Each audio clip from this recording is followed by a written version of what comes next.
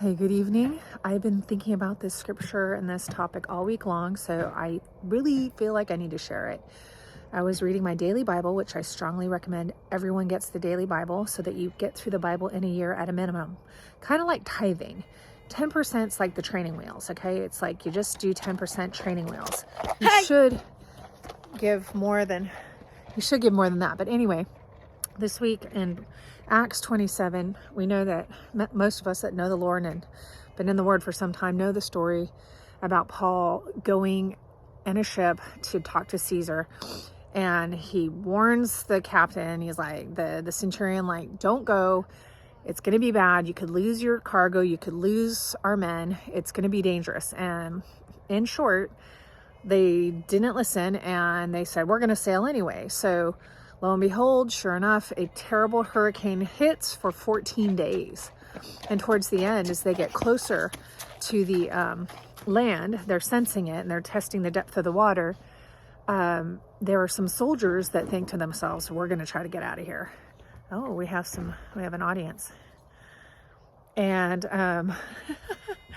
and so they pretend that they're lowering anchors, but they're lowering the lifeboat because they want to get out of here. They want to save their own lives. They want to get off that boat.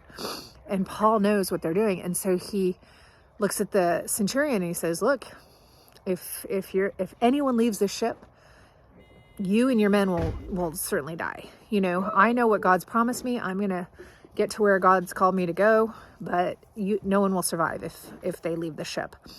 And so this is the part that just hit me so hard. It says, he ordered them to cut the ropes and drop the boat and let it go away.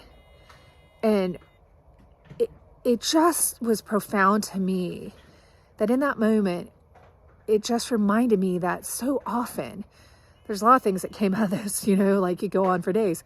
But number one, like our way of surviving, our way of doing things in order to save our lives and to make things better, oftentimes are not what God has for us.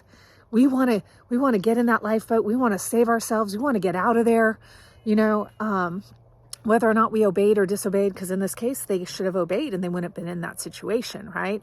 So we're saying, well, they disobeyed and that's why the storm came. Well, quite possibly, but sometimes we're in the storm, you know, because we're obedient to Christ, you know, like the disciples in the boat when Jesus came walking on the water and they're freaking out, right? But in this case, it's like Paul says, let the boat go.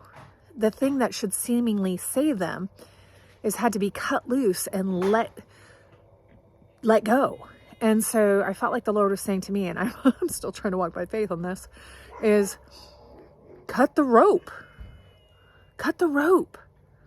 drop the boat, and allow the Lord to do what only He can do. Stop clinging to our natural understanding and clinging to those things that we feel like are going to save us and be what we need when we feel like God's asking us and telling us to be obedient and wait on Him and do things His way. So I'm going to leave you with this. Cut the rope, drop the boat, and see what the Lord does.